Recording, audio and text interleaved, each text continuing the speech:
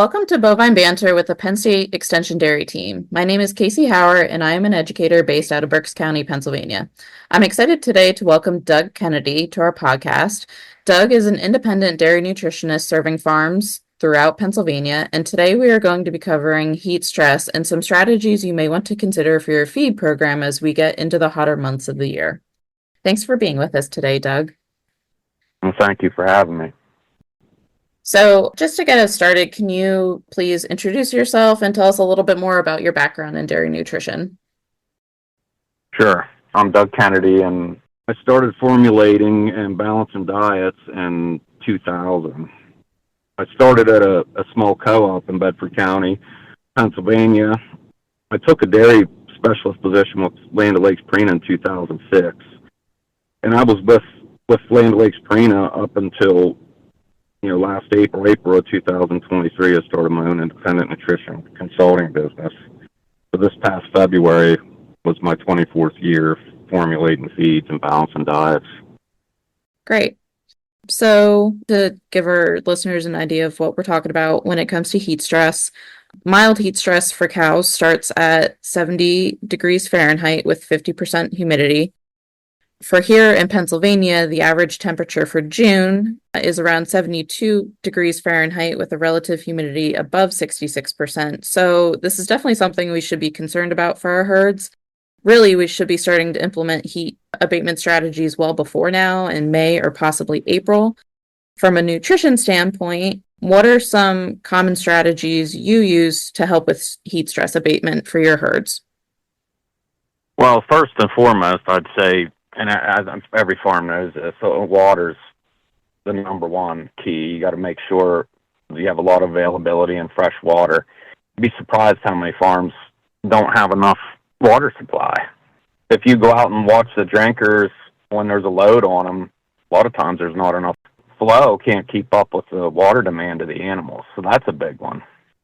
I don't know if you've ever seen that before or not.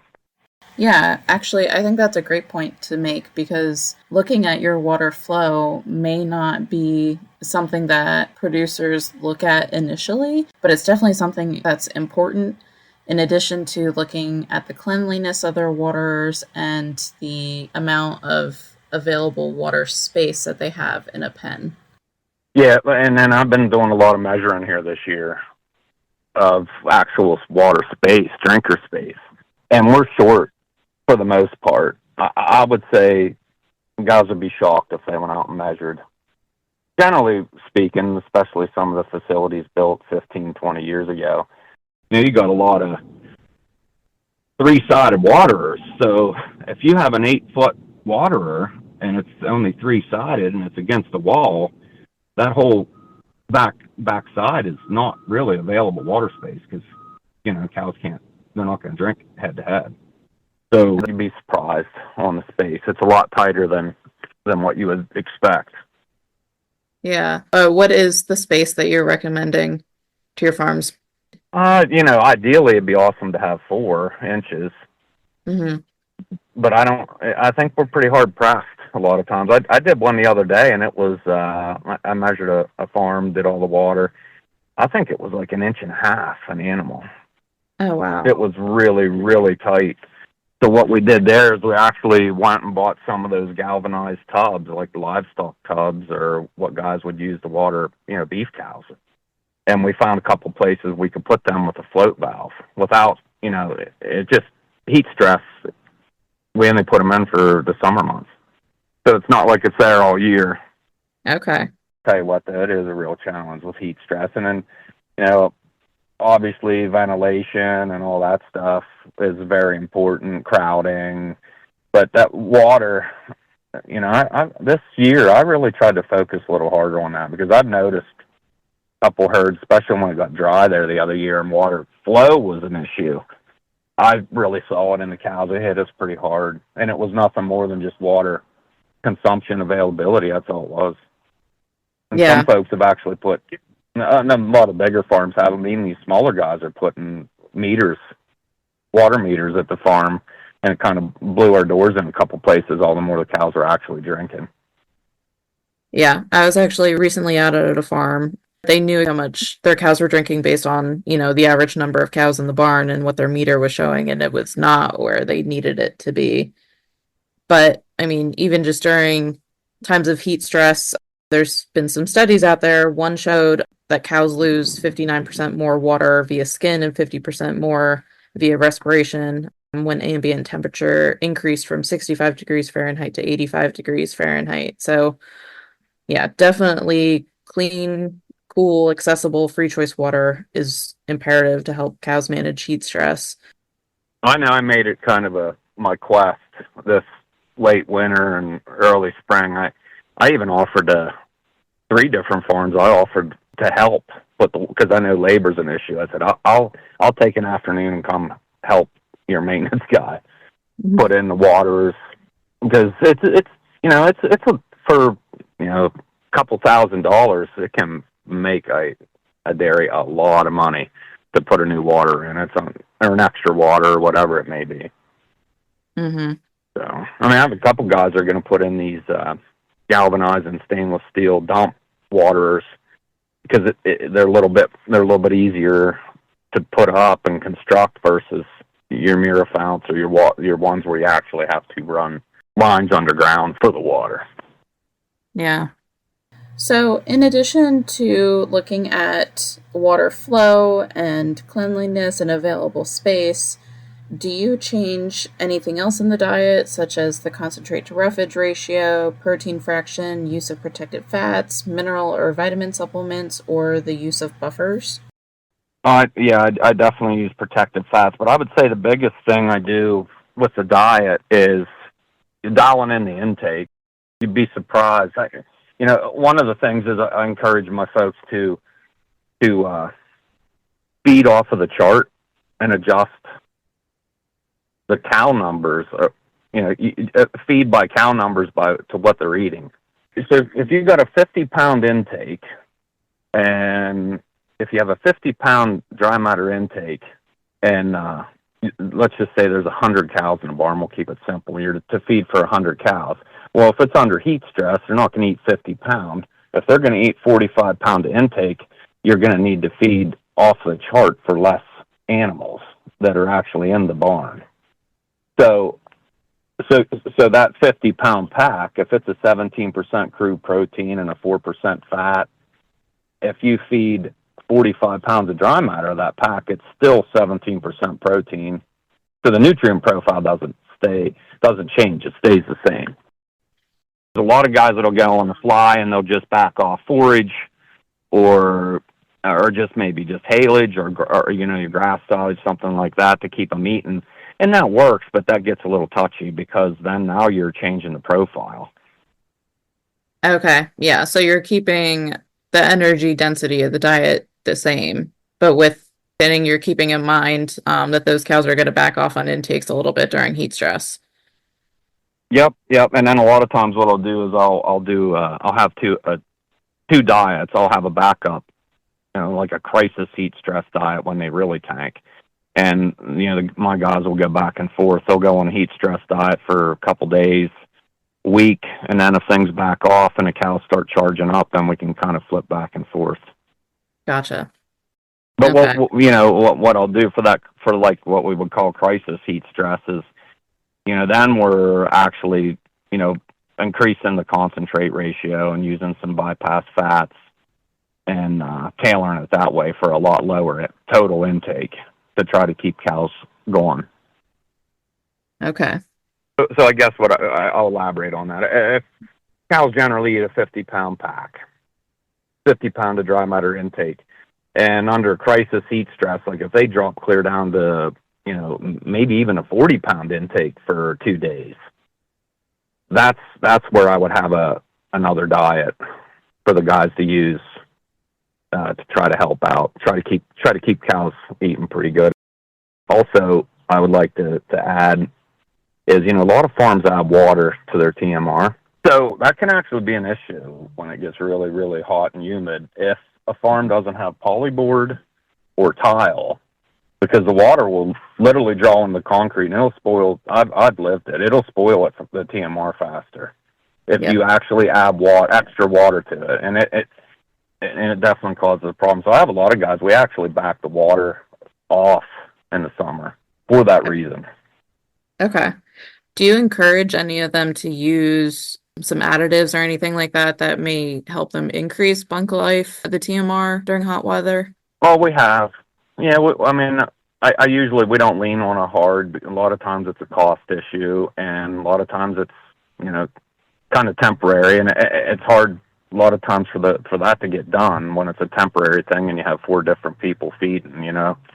Mm-hmm. So uh, sometimes what we'll do is we'll spike up a little bicarb in the TMR, and then, you know, yeast is a big one. We do a lot of yeast Okay. just to help gut health. Okay. Is there anything maybe from vitamin or mineral standpoint, or do you keep that pretty much the same? Well, when intakes reduce that hard, some of those vitamins, trace minerals, they're probably they're gonna be lower in the total package unless unless you really decrease the forage and, you know, keep your concentrates up. Then sometimes I think you might get a little bit, you know, in the red zone for some serious gut issues. You got to be careful of that. What about any changes in feeding time or frequency? It'd be really nice to have an extra feeding throughout the day, keep fresh feed in front of the cows, you know, keep intake surging. But, you know, it's pretty tough to add an extra feeding into the day's work with all the labor constraints and everything else that has to be done. So I think one of the things that we've done and other folks could do is we'll just adjust the percent of that particular recipe for that pen fed for AM, PM. So I guess, for Okay. example, if a pen of 100 cows is to be fed, you know, a total of 10,000 pounds in a day on a 2x feeding schedule, you know, you may feed 4,000 pounds in the morning because generally, you know, your hottest time is going to be throughout the day. 4,000 pounds in the morning and maybe 6,000 pounds in the evening. Total under 10, if that's 10,000 a day, if that's what they're eating and that's calling for. And, you know, we're hoping the nights cool off and the cows eat a little better at night. That's generally what happens. So that's one way to help, not so much time or frequency, but you can manage a cow's intakes a little better just by feeding for the best optimal time for intakes, I guess. The amount Yeah. fed for the best optimal intake time. Yeah. Yeah. And then I guess aggressive push-ups through all that, through the heat, definitely makes a difference. If you don't add an extra feeding, being a little more aggressive on your push-ups. Okay. How many times a day do you recommend guys push up at minimum? At minimum, you know, I think, I don't know, if you could set these Junos, and I would imagine guys are pushing up these Junos and stuff maybe every 2 hours. Okay.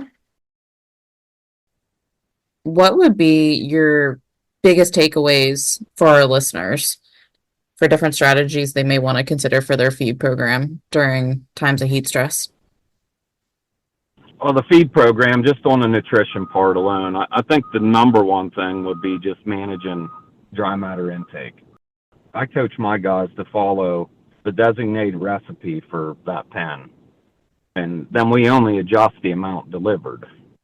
That way, the nutrient profile, that TMR, you know, it doesn't change. You're just delivering and feeding either less of that nutrient profile or more. I think when you start straying and trying to wing it and just, you know, you start just kind of playing with it, that's when you can get yourself into some trouble, especially if you've got a lot of fermentable starch and things like that. You know, cows are slug feeding, you can get some serious trouble.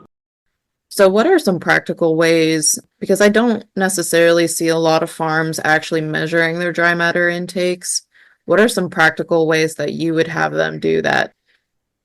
Well, the bigger farms, obviously, you know, when you have the weigh-backs, you can really dial that in. But even, you know, the 150, well, even the 50 cow herds, once you get it dialed in, you can pretty much, most guys don't want a lot of refusal anymore.